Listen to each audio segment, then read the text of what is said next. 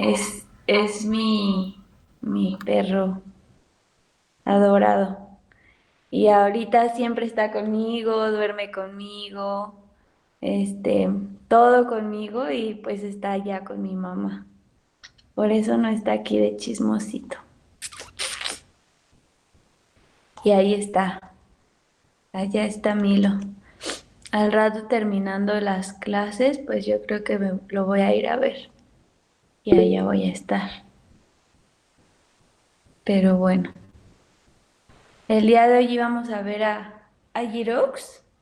Hasta estoy pensando, fíjense, llevarme la computadora e irme a quedar allá con mi mamá. Pero bueno, ya lo pensaré bien porque no hay como un espacio donde trabajar. Pero bueno. Ok, el día de hoy vamos a ver a Girox. Eh, bueno, Girox, creo que lo habíamos mencionado, es uno de los pioneros de la pedagogía crítica. Creo que muchos de ustedes incluso lo mencionaron cuando les pregunté sobre su tarea de la pedagogía crítica, mencionaban a Henry Giroux. Y sí, efectivamente, siempre que hay un escrito de pedagogía crítica, sale este personaje porque él es pues el pionero, ¿no? El que propone ya una pedagogía crítica. Los demás autores analizaban la educación, hacían una reflexión en torno a la educación. Sin embargo, Giroux ya hace una propuesta de cómo trabajar una pedagogía crítica. Ajá. Este personaje pues también es un sociólogo de la educación, de la cultura, además estudia todo el proceso de alfabetización, entre otras cosas. Les decía que él también tiene un libro denominado Teoría Crítica y Resistencia en Educación, donde trabaja igual las teorías de la resistencia, de la teoría de la reproducción que proponía Pierre Bourdieu, pero pues aquí ya la supera, ¿no? Dicen que Henry Giroux supera estas teorías, igual, ¿no? Continuando con la posición marxista. ¿Y por qué la supera? No porque sea más inteligente que los otros, ¿no? Sino que se dice que la supera porque Giroux las complementa con una propuesta pedagógica. Ajá. Entonces, bueno, por eso se dice que en cierta forma supera estas posiciones neomarxistas que ya se habían ido manejando atrás de él. Eh, Giroux es el que empieza a analizar la escuela también como un local de dominación, como un espacio de dominación y reproducción, pero al mismo tiempo permite a las clases oprimidas un espacio de resistencia. Es decir, bueno, si la escuela, en la escuela sucede algo raro, ¿no? Que sirve además para dominar a la sociedad, pero también nosotros de este lado de la posición de los oprimidos, como lo manejaría él, pues también podemos resistir, también podemos generar espacios de resistencia, ¿no? Y entonces, pues ahí es donde viene su propuesta. Él mencionaba que el papel de los profesores era fundamental, era bien importante. De hecho, más adelante vamos a revisar uno de sus entrevistas que le hicieron a Giroux y pues menciona el por qué la educación y los profesores son más importantes. De hecho, él menciona por ahí que deberían de darles más importancia que, pues que a un banquero, ¿no? O que a un ejecutivo, que de pronto pareciera que los ejecutivos y los banqueros, que son los que manejan toda la economía, pues tienen más poder, tienen más posición social que un docente. Sabemos que esta idea de los docentes siempre ha sido como, incluso en la actualidad, ¿no?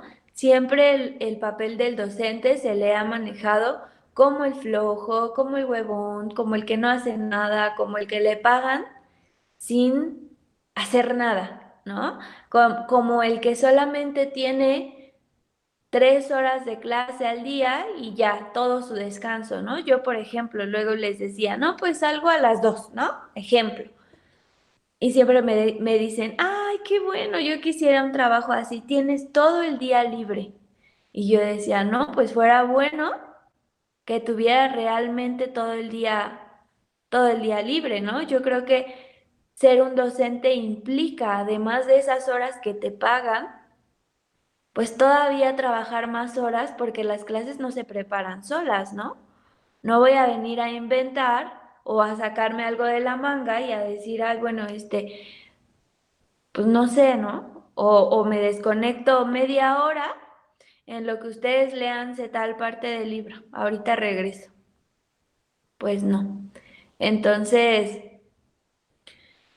pues al menos yo, por ejemplo, cuando estoy leyendo algo, yo de por sí también, ¿no? Requiero como mi espacio de lectura porque no me concentro, yo me desconcentro muy rápido y entonces cada uno de nosotros empieza a agarrar nuestra propia estrategia, ¿no? Para poder comprender. Entonces lo que yo hago es así como absoluto silencio, estar en un espacio yo solita y me pongo a leer, a leer, a leer, a leer, ¿no? Y entonces de pronto cuando veo ya estoy en una materia y ya se me pasaron 2 horas y digo, no inventes. O sea, se dan cuenta para leer, por ejemplo, de una materia, aviéntate 2 horas y ahora si tienes 4 materias ya se te fueron 8 horas, más aparte las horas que estás dando clase y que te están pagando, ¿no? Entonces, yo, pues siempre me da risa, ¿no? Siempre digo, uy, fuera bueno que a las 2 ya fuera mi descanso, pudiera hacer lo que quisiera, dormir, etcétera, pero no, ¿no? Sí es como algo más complejo de lo que parece, pero sin embargo, no sé por qué el papel de del docente, pues se ha demeritado, ¿no? A través del tiempo. Incluso ya lo decíamos anteriormente, ¿no? Cuando alguien va a estudiar docencia, ay, vas a ser maestro. Ah, sí, maestro, ¿no? Siempre ha sido como este papel. Entonces, Giroux decía, pues es que para llevar a cabo la pedagogía crítica, el docente tiene un papel fundamental, porque él es el que va a proporcionar o él es el que va a motivar a los alumnos, ¿no? Si los alumnos obviamente ven que él tiene otro pensamiento, que tiene otras ideas, que los inquieta, pues entonces aquí es donde empieza a volar la imaginación de los alumnos. Pero si el docente es un docente pasivo, es un docente que se somete, es un docente que a todo dice que sí, que continúa las reglas, que también continúa este proceso de reproducción con sus alumnos y de opresión, ¿no? En el que todo el tiempo está no, no es así como tú dices, no tienes razón, ¿no? Y todo el tiempo está imponiendo sus posiciones de pensamiento sobre las de los alumnos, pues bueno, ahí yo creo que difícilmente va a haber un cambio, ¿no cree?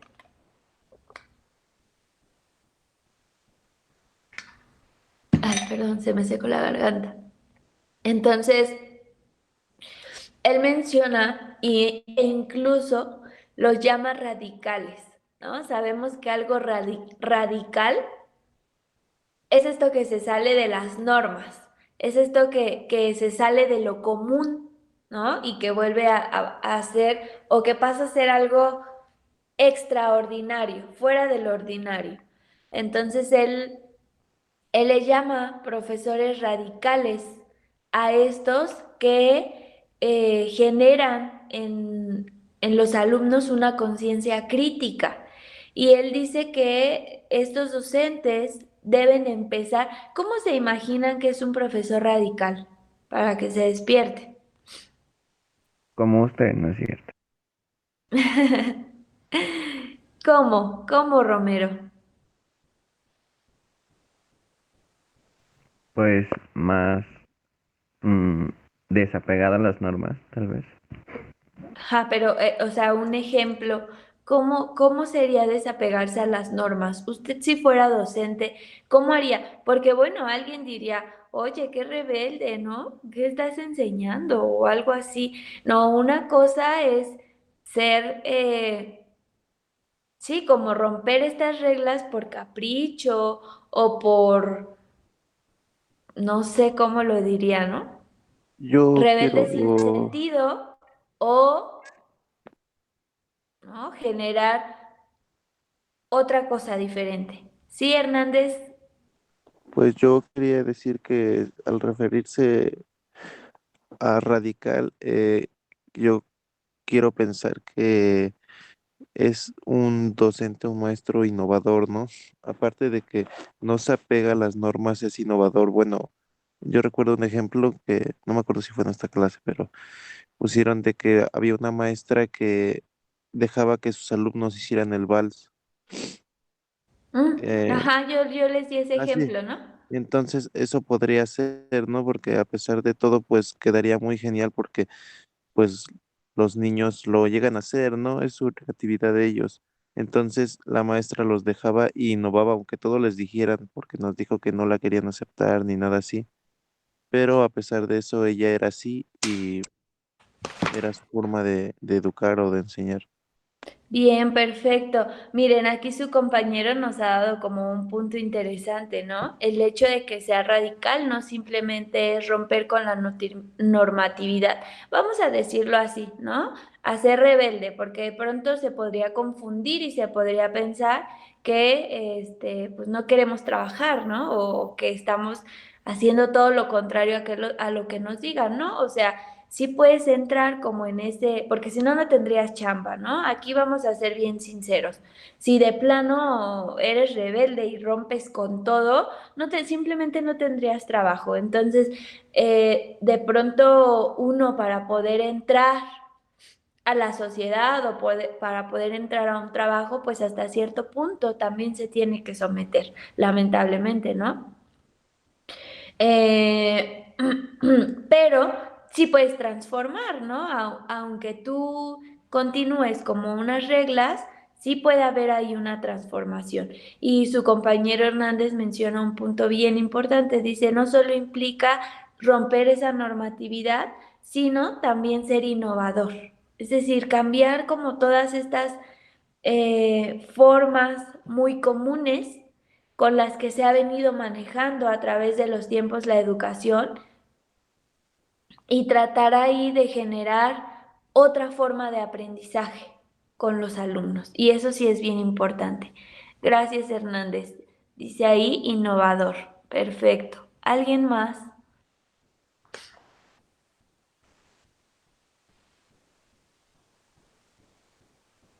Hola. ¿No?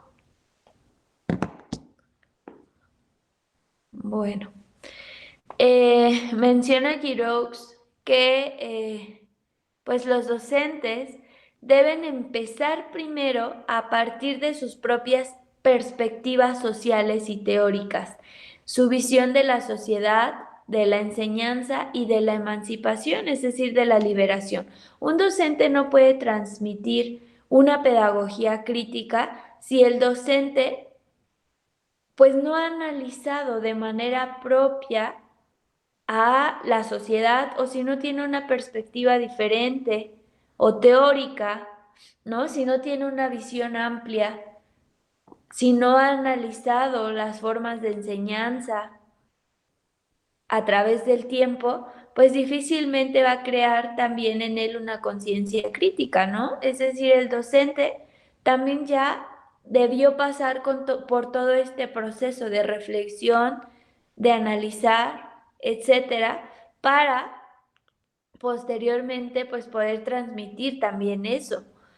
Es importante, dice, entender lo que la sociedad ha hecho de nosotros.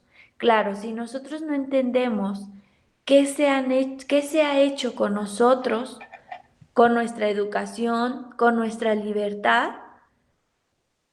pues ahí tendríamos un problema, ¿no? Entonces dice, es importante entender lo que la sociedad hizo de nosotros, en qué creemos y cómo podemos minimizar los efectos en nuestros alumnos. Es decir, si a nosotros ya nos vinieron educando de esa forma y la hemos pensado que no es la manera adecuada, pues de qué forma no podemos reproducir eso, ¿no? Y otra vez hacerlo con nuestros alumnos.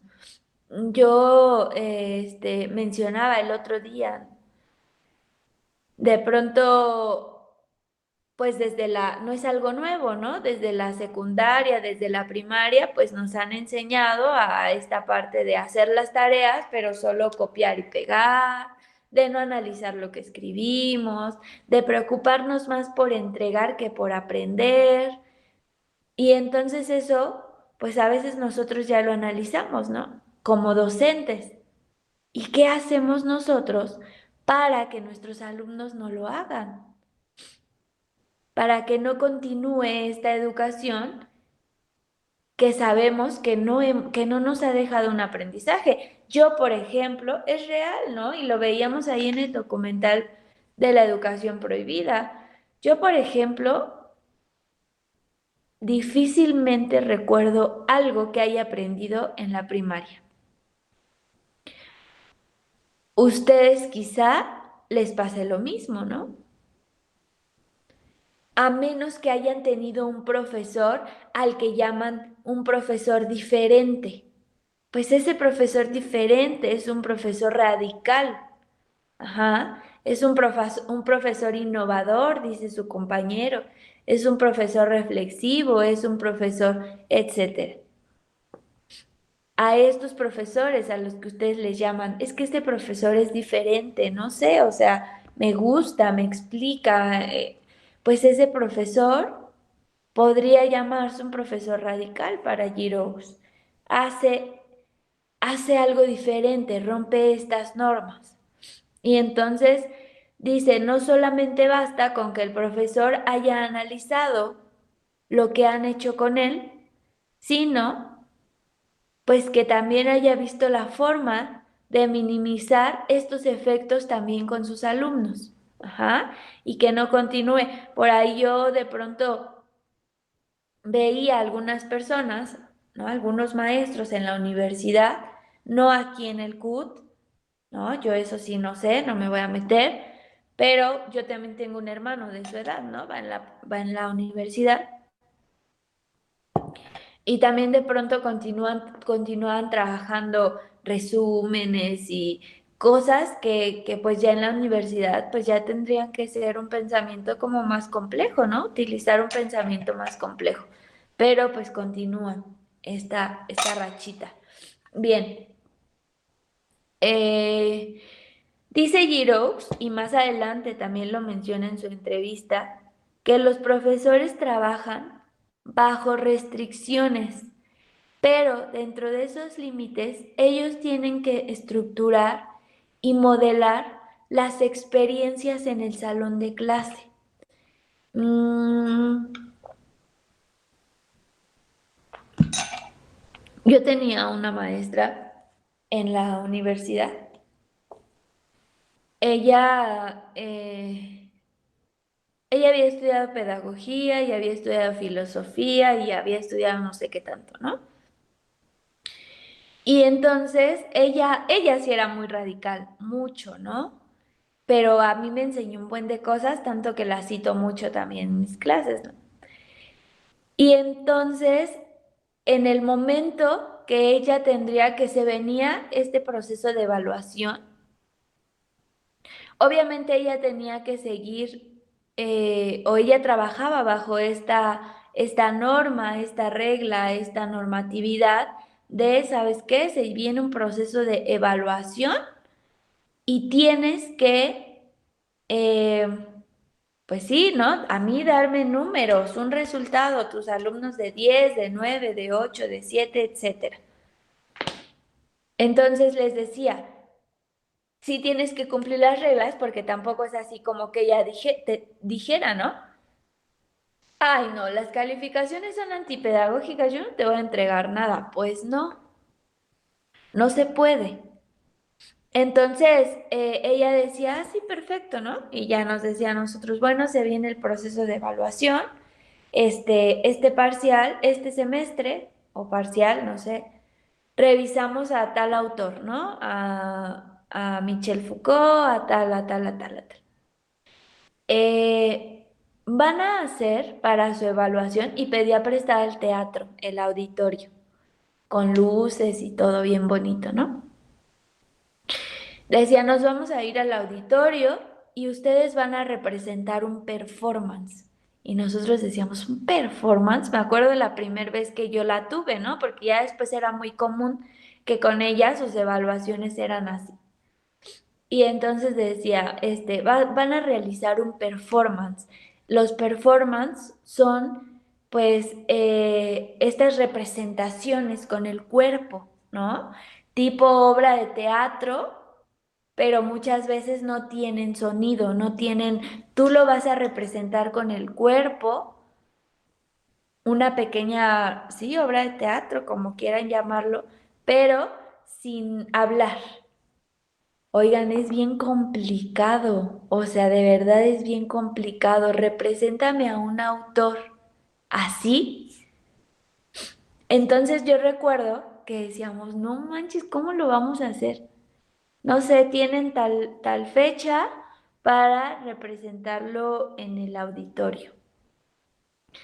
Pues entonces nosotros, pues ya nos reunimos en equipo y de verdad que implicaba, o sea, para poder hacer un performance de 10 minutos, implicaba de verdad un montón de días de estar pensando primero en el autor, ¿no? Te hacía recordar todos los autores que habías visto, uno, ¿no?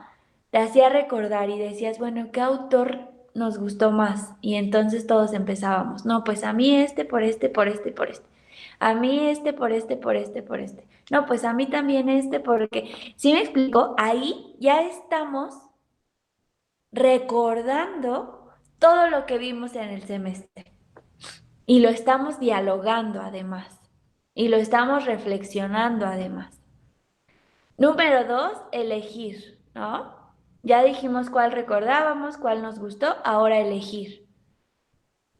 Bueno, ya teníamos la mayoría. Y de ese autor, elegir qué tema en específico, qué punto de todo lo que hablaba ese autor, qué punto íbamos a trabajar.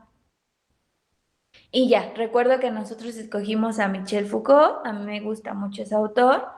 Escogimos a Michel y desde ahí Michel Foucault me encanta, ¿no? Yo recuerdo que por esa maestra lo conocí, este señor que les decía que él tiene estos libros de tomos de la sexualidad, que habla de la sexualidad desde otra perspectiva. También Michel Foucault es el que hace este análisis o esta comparación de la escuela con la cárcel. Y además Michel Foucault, su vida fue extraordinaria porque él era tratado siempre como un loco total en un manicomio y muere de SIDA, ¿no? Entonces es así como súper sorprendente y recuerdo que elegimos todos a Michel Foucault. Y hay un libro que se llama El cuidado de sí, donde tienes que hacer una reflexión de ti mismo, ¿no? Toda una catarsis.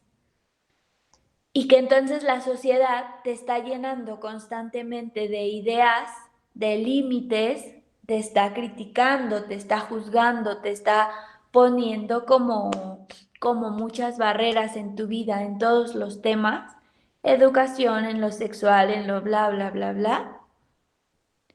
Y entonces eh, resulta que nunca puedes ser tú, ¿no? Que nunca puedes ser tú, nunca puedes ser libre o nunca puedes reflexionarte porque la misma sociedad te impide hacerlo hasta que te mueres, ¿no? Es cuando quizá en ese momento pasas a ser tú. Y entonces pues elegimos como toda esta onda, este libro que se llama Hermenéutica del sujeto, ¿no? Así se llama, es toda una onda filosófica ahí. Y decíamos, ¿cómo la representamos? Yo la verdad ya no tengo el video, no sé dónde quedó, lo he buscado, no sé dónde quedó, pero estuvimos un montón de tiempo dialogando cómo lo íbamos a representar sin hablar, ¿no? Entonces estuvo de verdad bien interesante porque además varias de mis compañeras les gustaba mucho el arte, el teatro, la música, todo esto, ¿no? Eran también como muy rebeldes. Y entonces les gustaba mucho la filosofía, les encantaba.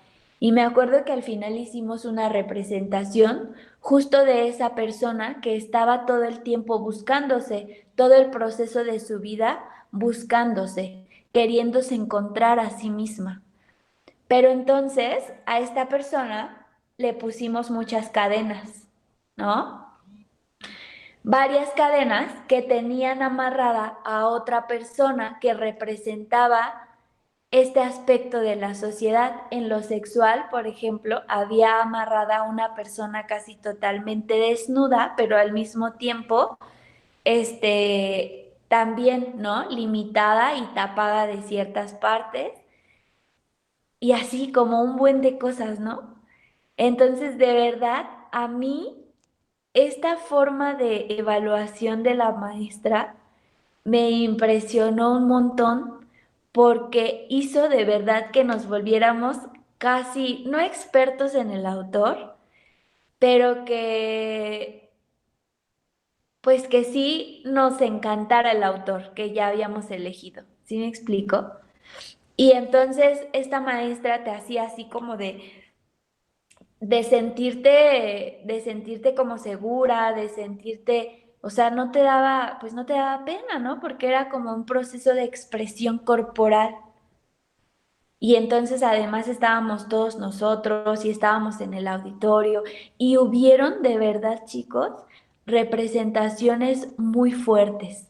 La de nosotros fue así, como les platico. Ah, y entonces todo el tiempo, constantemente esas cadenas te estaban jalando, ¿no? Te estaban jalando y la persona que estaba en medio se estaba volviendo loca. Y así, o sea, sí, sí estuvo fuerte, estuvo bien interesante esa representación, a mí me encantó, pero hubo representaciones muchísimo más bonitas, la verdad, y muchísimo más fuertes, ¿no? Había personas así que se laceraban, que se latigaban, había compañeras que de verdad se tomaron como ese papel y salieron así, una me recuerdo mucho que salió desnuda porque representó también esta onda de la censura, no, o sea, estuvo increíble. Y entonces, regresando a este punto, ¿no? Dice, bueno, esa profesora trabajaba bajo esas restricciones, es decir, pues ustedes tienen que entregarme pues calificaciones, ¿no? Entregarme listas con los alumnos de 9, los alumnos de 10, pues algo que entra que todo mundo tenemos que hacer, ¿no? Pero lo que hacía esta maestra es que dentro de esos límites, como menciona Henry Girox, ¿no? En ese punto, dentro de esos límites, ellos tienen que estructurar y modelar estas experiencias que se van a vivir en el salón de clase. Y que si tú las vuelves significativas, ellos las van a recordar quizá por el resto de su vida, ¿no? Yo, por ejemplo, no me voy a olvidar, o sea, de esta maestra, no me voy a olvidar de esas representaciones, no me voy a olvidar cómo nos evaluaba ella. Y entonces al final ella decía, a mí me encantaron, o sea, de pronto yo no me los puedo imaginar o no me los podía imaginar. Y es esa misma maestra que ponía a sus alumnos de más chiquitos, de preescolar, su propio baile. O sea, imagínense qué tan radical era la maestra, ¿no? Que les ponía su propio baile y a nosotros así nos evaluaba, alumnos de universidad, con performance. Y así, Y ya, entonces era como esto. Y alguien podría decir, ay, un performance, no manches, ¿a poco la maestra te evalúa todo esto, todo el semestre solo con que 10 minutos ahí hagas cosas? Pues sí, pero si se dan cuenta todo lo que les comenté, todo lo que teníamos que hacer para representar con el cuerpo 10 minutos sin hablar. Imagínense. Era todo teníamos que generar un espacio de reflexión, un espacio donde todos pudiéramos compartir al autor, donde pudiéramos incluso leer, ¿no? Muchos conseguíamos como sus libros ya en físico porque decíamos, no es que no nos queda claro esta parte, ¿cómo la vamos a representar? Y nos chutábamos todo el capítulo, ¿no? Entonces, yo creo que esto, diría su compañero, ¿no? Pues también es innovador. O sea, es una nueva forma de evaluar porque ahí los alumnos también te están diciendo qué tanto entendieron a su autor y de qué forma también les estás dando al mismo tiempo esta libertad. No les estás diciendo, ese autor piensa esto, esto, esto, y así tan puntual. Les estás dando esa libertad de que ellos lo representen como ellos lo están interpretando a ese autor. ¿Sí me explicó? Entonces eso de verdad es bien interesante cuando tú lo pones en práctica con tus alumnos. Y no solo esta forma de evaluación, se te pueden ocurrir un montón. Puedes innovar, ¿no? Y esa para mí sí sería verdadera, o sea, sí le haría honor al nombre de innovación. De pronto nosotros escuchamos innovación y ¿qué pensamos? Antes era que la maestra utilizara las tecnologías, ¿no? Y fuera innovadora. Pues eso no es innovación ya, ¿no? Todo el mundo utiliza las computadoras, todo el mundo hace diapositivas y todo el mundo, eso ya no es innovación, ¿no? Pero antes sí se manejaba así, o sea que innovación era que una maestra hiciera algo entre comillas diferente porque ya todos hacen esa misma cosa diferente, ¿no? Y entonces ya no se vuelve diferente, ¿sí me explico? Entonces, yo creo que todo esto sí sería algo raro, ¿no? Algo innovador. Bien, menciona también que necesitan ser autorreflexivos, lo que les decía en un momento, ¿no? Los docentes necesitan ser autorreflexivos para poder ser profesores críticos. Luchar para hacer posible la democracia escolar. Eh, Promueven nuevas formas de relación. Esta onda de luchar para hacer posible la democracia escolar, de pronto sabemos que hay reglas en la institución que se imponen y que se imponen pues sí, ¿no? Como por los grupos de poderes, los directivos, en este caso de una institución, y que muchas veces no toman en cuenta la opinión de los alumnos. Yo creo que aquí llevar o hacer posible una democracia escolar, pues es que de verdad para hacer todas esas reglas o las reglas generales, tomen en cuenta la opinión de los alumnos. Eso sería interesante, porque les decía, muchas veces a ustedes les dicen, pues esta es la regla, este es el reglamento y se cumple o se cumple. Aunque la mayoría quizá no esté de acuerdo en un punto, ¿no? Y lo argumente bien, porque también no nada más es por decir, yo no quiero, no sé, X cosa y ya, o sea, no, pues tienes que argumentarlo, ¿no?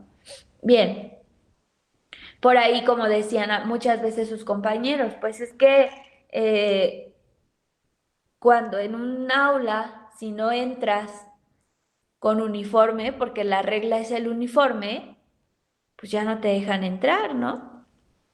Y entonces, pues de pronto ahí los compañeros argumentarían, pues es que si yo traigo pants o falda porque hace frío, o pants porque hace frío, pues no implica que no voy a aprender, ¿no? Yo recuerdo mucho en la secundaria que a mí me regresaban siempre o siempre me tenían en coordinación, si yo siempre he sido así, ¿no? Porque, por ejemplo, en estos días, así con mucho frío, mucho aire, yo decía, ni loca que llevo falda. O sea, y entonces siempre, yo siempre era bien friolenta y casi siempre llevaba mi pants o sea, el pants con el que hacíamos deporte, o sea, ni siquiera llevaba otro pants, era pants de la escuela, mi uniforme de pants de educación física. Y pues no me dejaban entrar porque se paraba una persona, ahí volvemos a Michel Foucault, ¿no? Se paraba la persona que te vigilaba en la puerta y ya sabía de qué grupo eras y qué te tocaba. Entonces yo recuerdo que a mí siempre me decían, no hija, no, no, no, tú no puedes entrar. Hoy no te toca pants. Y yo decía, pero hace un montón de frío. O sea, imagínense los días como están ahorita, con un montón de aire. Y yo decía, pero es que hace un montón de frío. No, pues no, no puedes, espérate al final. Y ahí te esperabas paradita en la puerta hasta que pasaran todos y ya decidías si se tocaba el corazón y te dejaba entrar, pero si se tocaba el corazón y te dejaba entrar, te ibas a coordinación. O sea, no tenías tus clases. En serio, o sea, yo recuerdo muy bien eso, lo hacían conmigo siempre. No tenías tus clases, no te daban derecho a la educación, sino te tenían en coordinación todo el día, ayudando y pasando el café y etcétera, porque no habías cumplido con la regla de tu uniforme. O sea, y lo peor es que todavía lo siguen haciendo, ¿no?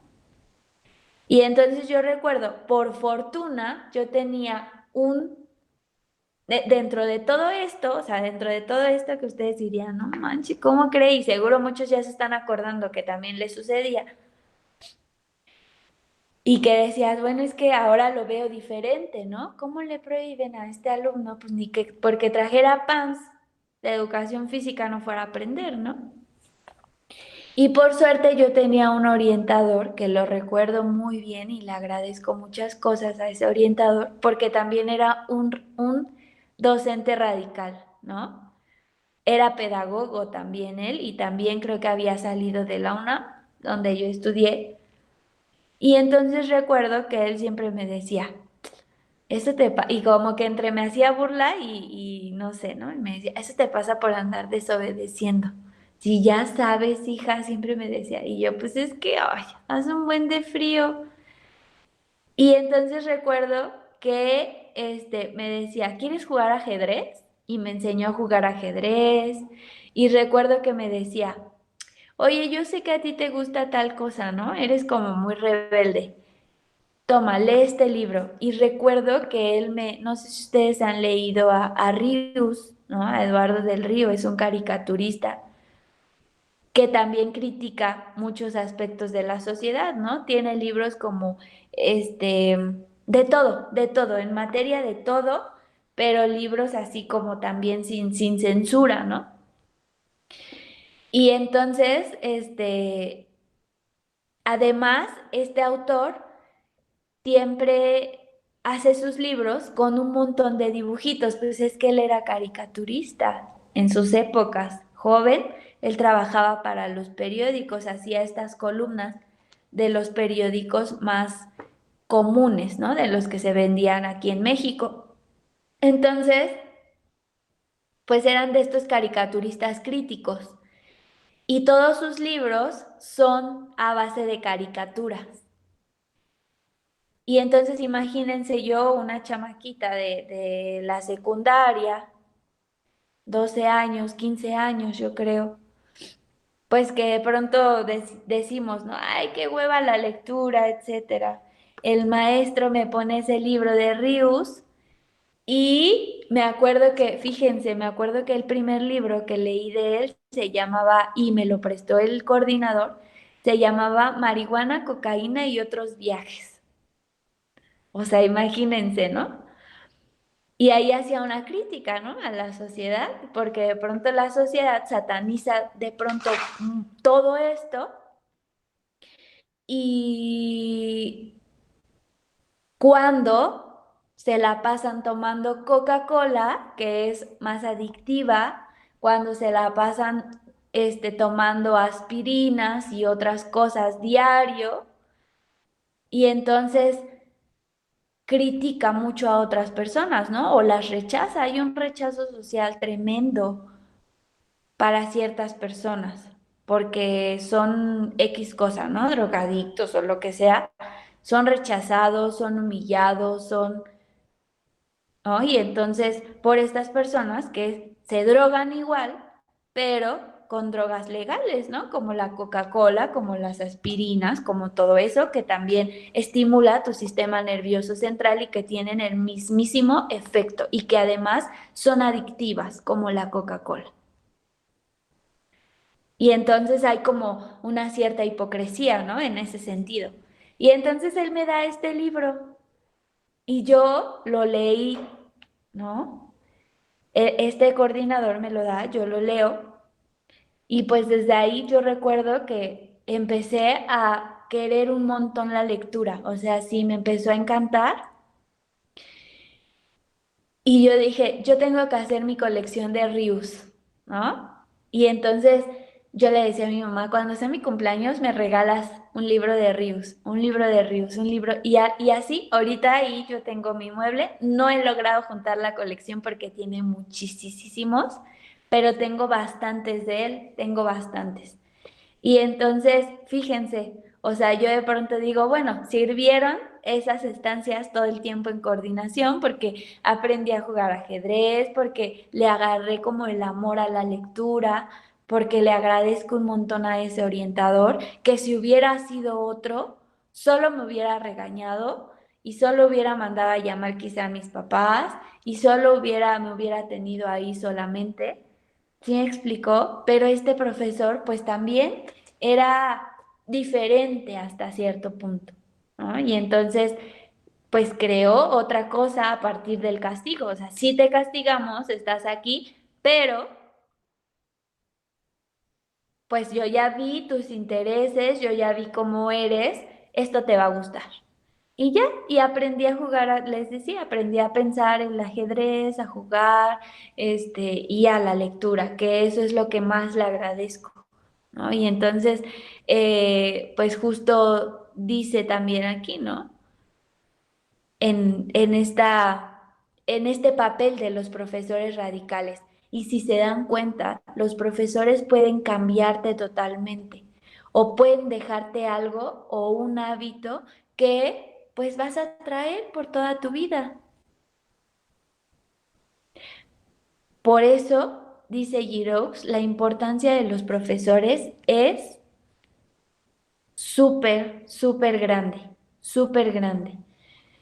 Bien, otro punto menciona que promueven las formas de relaciones sociales para la transformación social. Ajá. Y significa, en consecuencia, asumir riesgos.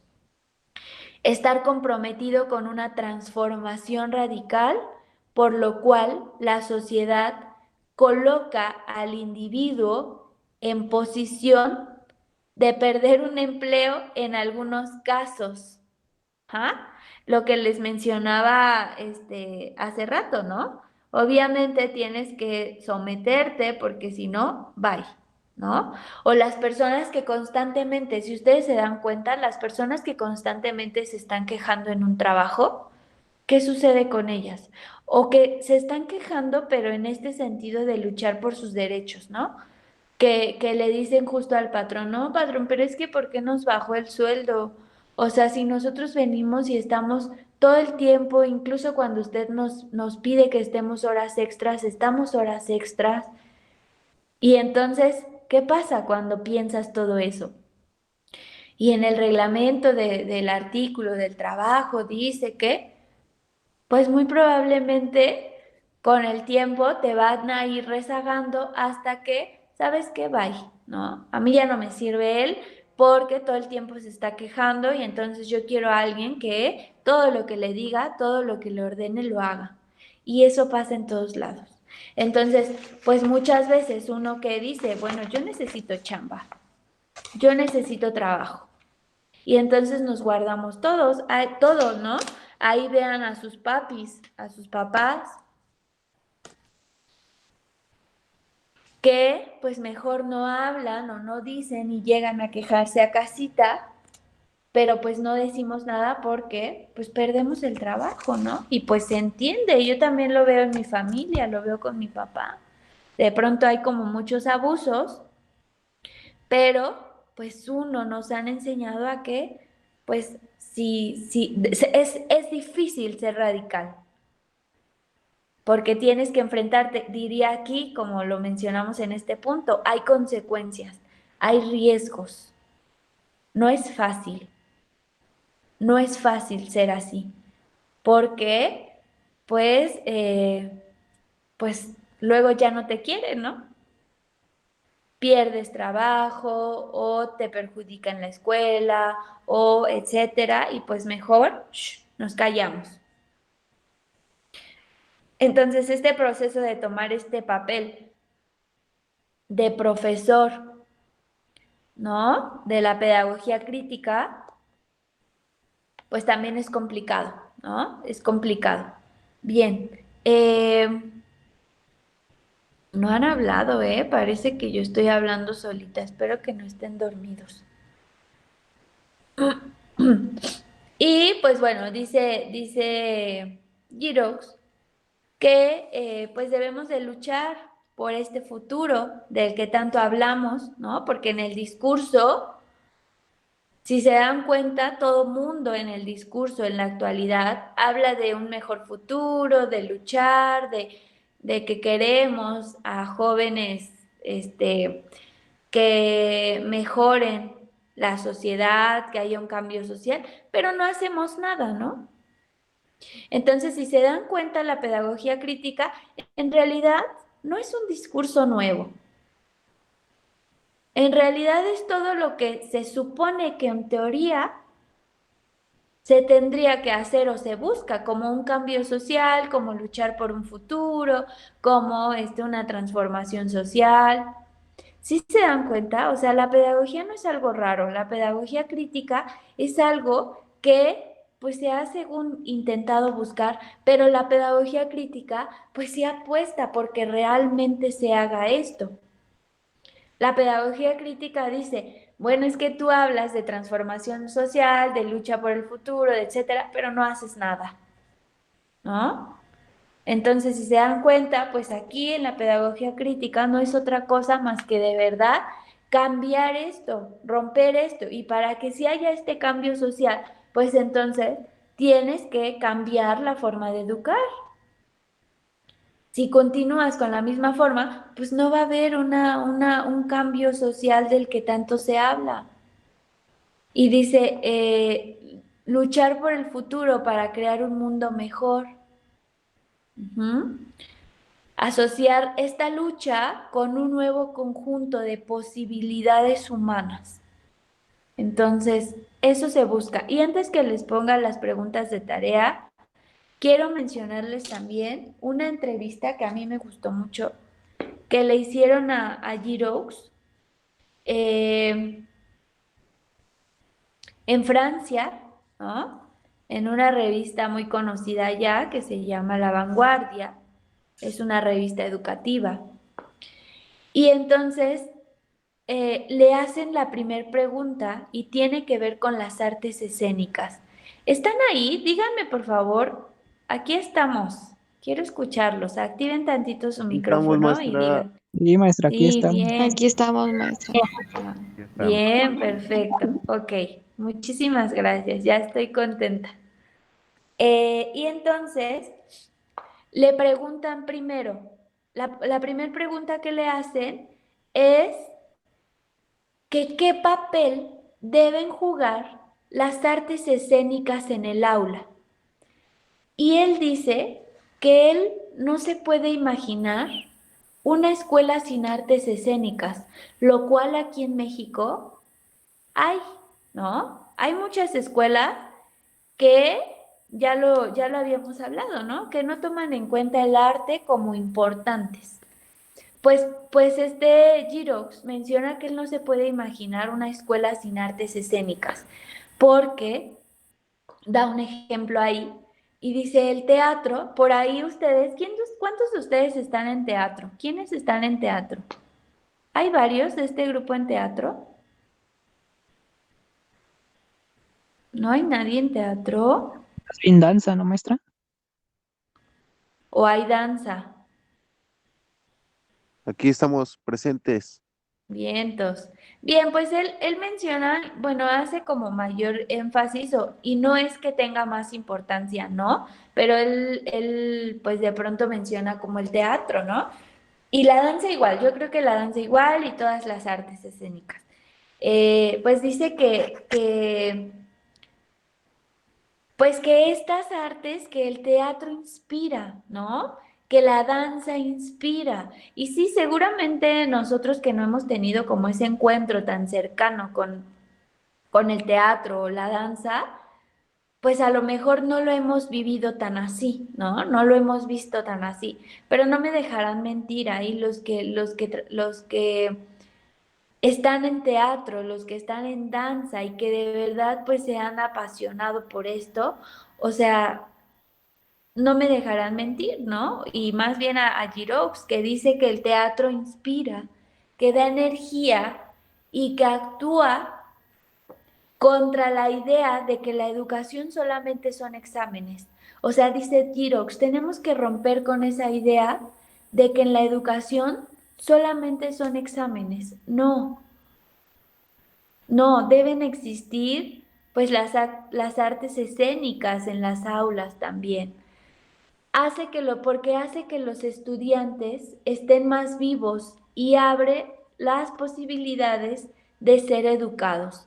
Dice Giroux que las artes escénicas dentro de las aulas es una práctica de liberación,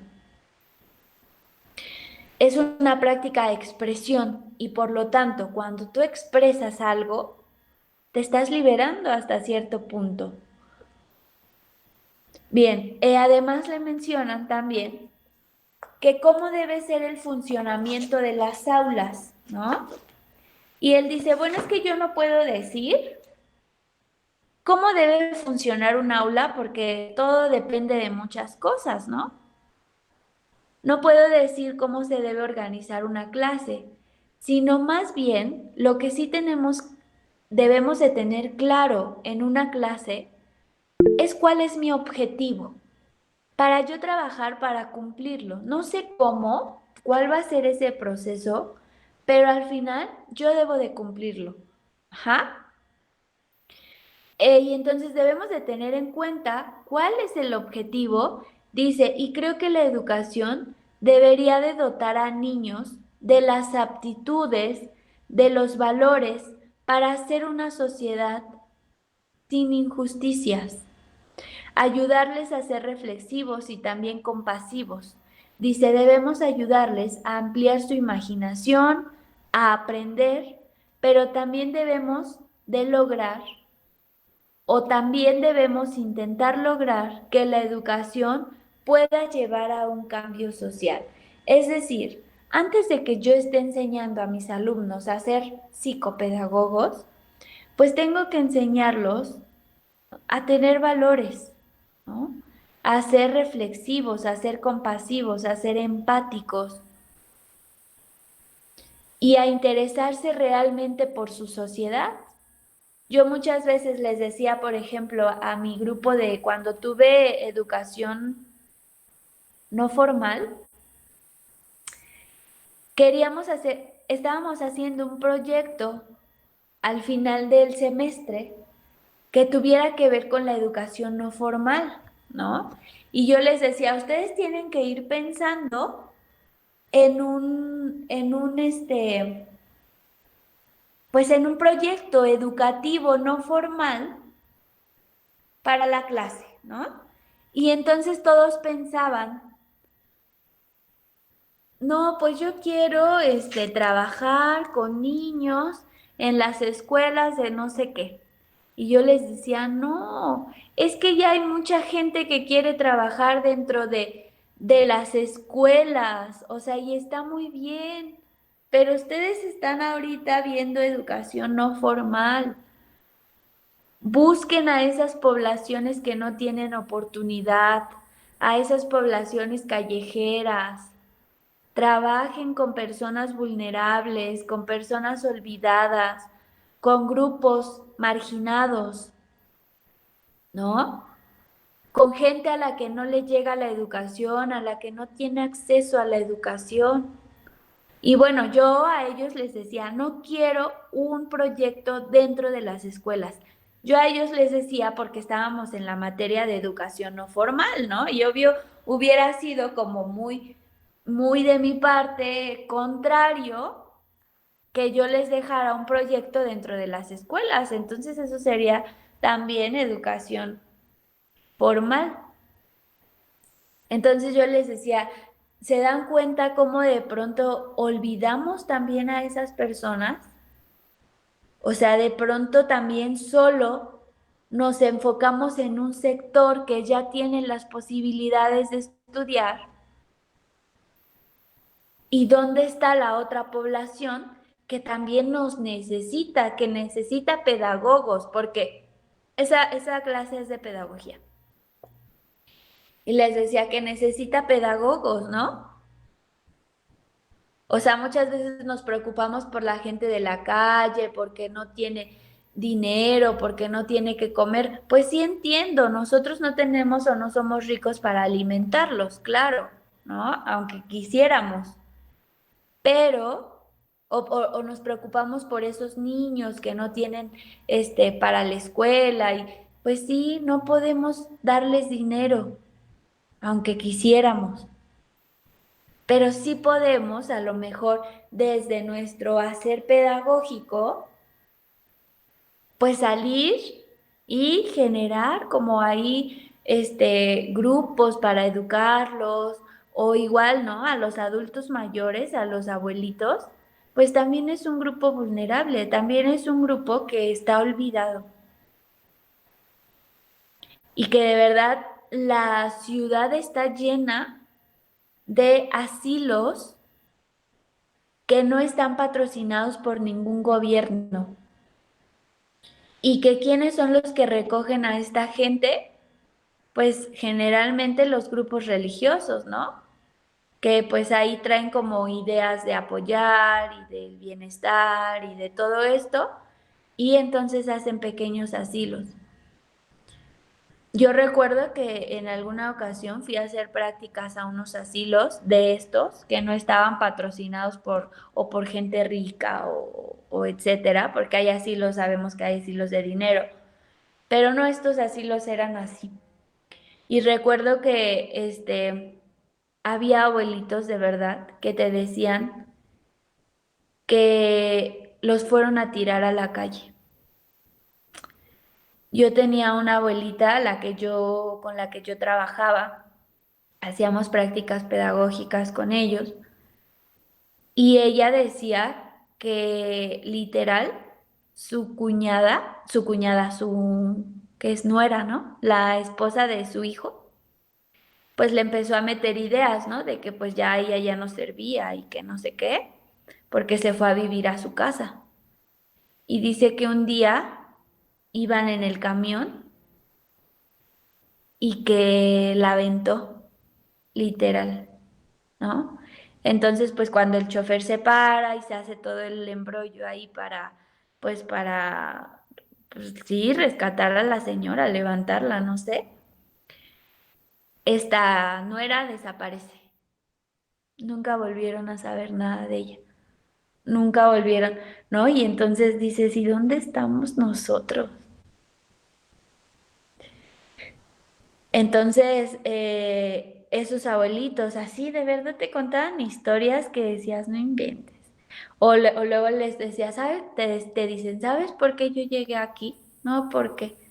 Porque los hermanitos, porque ese lugar era les decía, de un grupo religioso, era como católico, creo. Tenías ahí adentro hasta su iglesia pequeñita, bueno, como una capillita.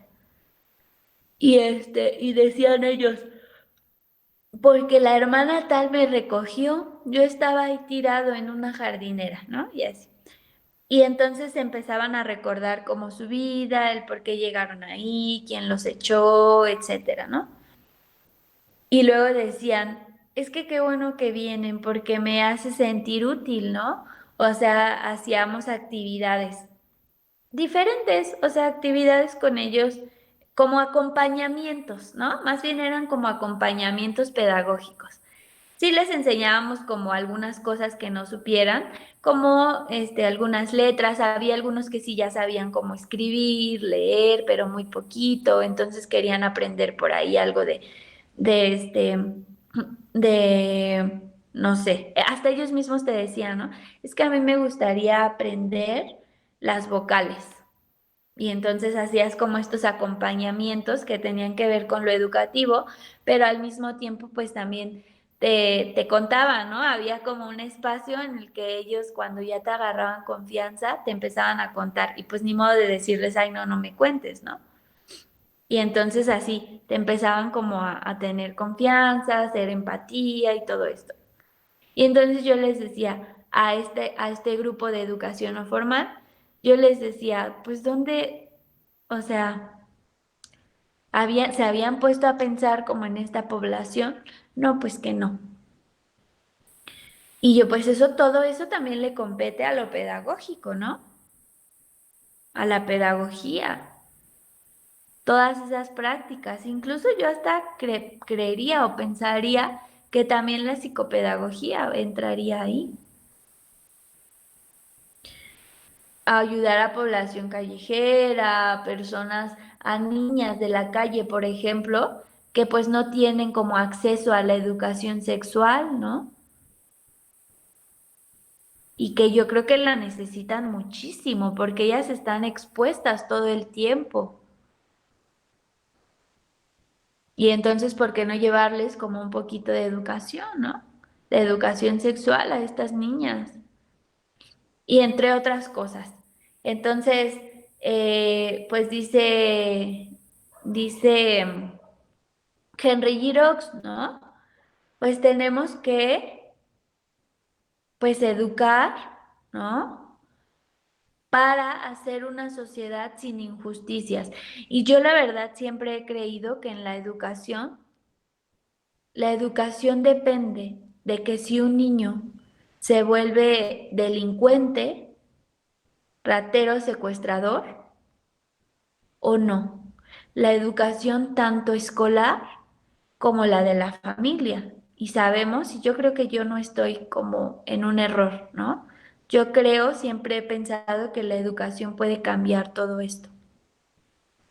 Y que si en la escuela también te enseñan a ser con todos estos valores de verdad y no solamente como en el discurso, sino los ponen en práctica, pues yo creo que, pues sí, ¿no? Que sí impactan en las personas y si te lo van enseñando desde niño, pues difícilmente cuando termines la universidad, difícilmente vas a ser secuestrador, ¿no creen? O sea, porque si se dan cuenta, pues ahí, pues la escuela también te tiene que cambiar. No creo que haya tantos secuestradores con títulos, ¿no? Yo soy secuestrador, ingeniero en computación. Yo soy secuestrador, licenciado en pedagogía. No. Entonces, yo creo que pues justo es esto, ¿no? La educación tiene que ir formándote, tiene que ir dándote pues esos valores, ¿no? Antes de ser, siempre yo lo digo, antes de ser psicopedagogo tienes que ser humano. Aprende a ser humano, ¿no? A veces cuando los regaño. Antes de ser pedagogo, aprende a ser humano. Antes de ser abogado, tienes que ser humano para que al rato no estés de abogado robando también, ¿no? Porque tienen esa famita y yo no digo que todos. Hace un montón decía un alumno de psicopedagogía, creo que ya ahorita está en los últimos semestres, Y este niño, a mí me encantaban siempre sus participaciones, ¿no? Y él decía, yo quiero ser policía, maestra. Dice, pero a mí me gustaría con esta carrera trabajar adentro en las escuelas de policía y modificar pues un poquito del plan. Estábamos hablando de los policías, no sé por qué salió, porque había otro compañero, hay otro compañero en ese grupo que es policía. Y empezamos a hablar de los policías, ¿no? Y yo le di, y entonces, pues ustedes saben que los policías también tienen una escuela, ¿no? La escuela de policía. Y yo les decía, ¿y han revisado su plan de estudios, su programa? ¿Cuántas materias así de ética, de valores tienen, de pedagogía? ¿Se han preguntado el por qué los policías roban tanto o por qué los policías son abusivos muchas veces? ¿No? Obviamente sé que no todos, sé que hay muchos que pueden ser así como los más rectos, ¿no? Pero pues sabemos, ¿no? Que muchas veces eso sucede. ¿Se han preguntado? No, pues que no. Ustedes como psicopedagogos, ¿qué podrían hacer ahí? Y entonces sale este niño diciendo, pues yo quiero ser policía, maestra. Y ahorita que usted lo está mencionando, pues tiene razón, ¿no? Y a mí me gustaría, pues si termino la carrera, poder entrar de docente en esas escuelas de policías también. Y pues también ver qué pasa en la educación, el por qué ellos son así cuando salen y se vuelven policías, ¿no? Modificar ahí, quizá ver de qué forma se pueden modificar los planes o sea, desde lo que a mí me compete como psicopedagogo, ¿no? O generar talleres diferentes, generar propuestas pedagógicas, generar para sensibilizar a los policías. Yo sé que eso no va a ser en un año o que porque yo entre ya todo va a cambiar y los policías van a ser rectos. Estoy consciente de eso, me dice él, ¿no? Pero ir poniendo ahí como algo para que después invitar a más pedagogos y más, y que entonces podamos generar ahí algo, ¿no? Y decía el otro compañero que es policía, ¿cómo le dijo? Eres muy utópico. Le dijo, eso nunca va a pasar. Le dijo, porque aquí, en donde yo estoy, en este trabajo, dijo el muchacho, ¿no? Porque el otro sí es policía. O robas o te la ves bien duras allá adentro. Si no es que hasta te pasa algo feo, ¿no? Tienes que entrarle, tienes que entrarle. Y entonces nos empezó a explicar todo por lo que les obligan. Dice, porque tú tienes que dar una cuota aparte, ¿no? ¿Y de dónde la sacas? ¿De tu sueldo? No. Dice, y entonces el comandante, y así, o sea, nos empezó a decir un montón de cosas. Y dice, por eso tenemos que ser así, porque ahí te vuelven así. Dice, yo, por ejemplo, yo me robo tanto al día, ¿no? Y te quedabas, uy, qué sincero. Pero dice, ahí ya hay como una estrategia, como un manejo, ahí ya un montón de cosas, ¿no? El que es sincero y el que es recto no sirve ahí adentro. Dice, porque así se ha movido desde la escuela. Entonces, volvemos a lo mismo. Yo le decía, entonces tú nos estás dando la razón. Volvemos a lo mismo. O sea, tiene algo que ver en la escuela. Algo pasa ahí.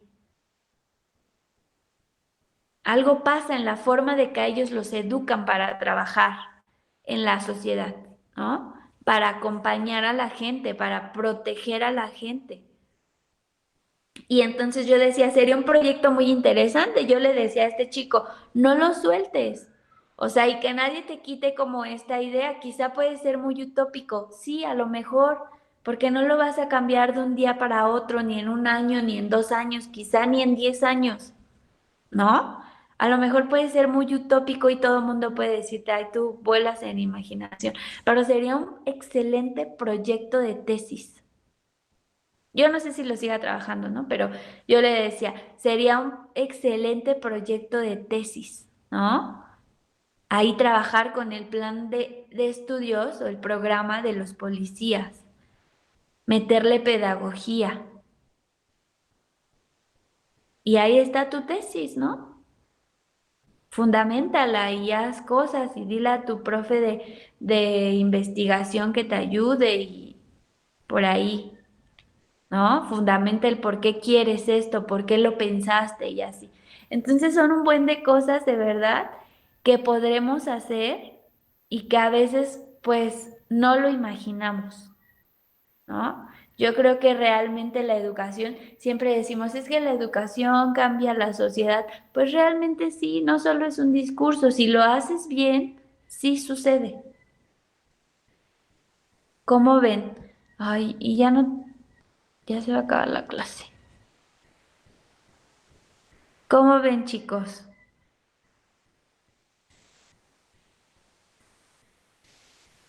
Hola, hola. Bien, y tiene otra pregunta donde le mencionan que si es partidario de los exámenes, ¿no? Es decir, si él apoya los exámenes. ¿Qué pasa con los exámenes en el aula? Que tanto de pronto son como, pues sí, ¿no? Como criticados. Le preguntan, ¿eres partidario de los exámenes? Y él menciona que pues los exámenes forman parte de un discurso de opresión y que son una forma de disciplinar a estudiantes, pero no solo a estudiantes, sino a profesores. Y creo que muchas veces, dice él, roban la imaginación de los alumnos.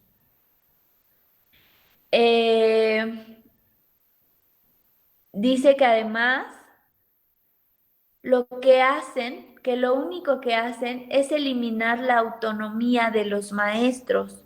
A los docentes se les dice que hay que evaluar a sus alumnos y sobre qué contenidos, pero en el fondo esto hace que los maestros cada vez sepan menos de sus pupilos y de su comunidad, y los estudiantes no se sienten ni motivados ni esperanzados. Creo que siempre nos han impuesto que estos exámenes a fuerza tienen que ser de preguntas cerradas por lo general, ¿no? Todas las preguntas que limitan al estudiante que aprenda y que además eliminan esa autonomía del maestro porque ya no le generan que él piense en otras posibilidades de evaluación, sino que ya se limite a un examen, a un examen, a un examen, a un examen y que pues son exámenes cerrados casi siempre, ¿no? Entonces dice, yo creo que eso no está bien porque pues esos exámenes solamente muestran que hay una importancia de que tú aprendas lo que tienes que aprender y así tal cual, para algo, no sé, para una función social quizá, pero no hay como imaginación, ¿no? Entonces, pues él no es como partidario de los exámenes, por lo que se ve, por lo que se lee, ¿no?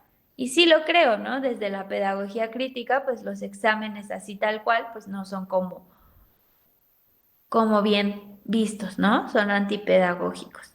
Bien, y pues le vamos a continuar el día de mañana, ¿sale? Mañana, pues mañana nos vemos.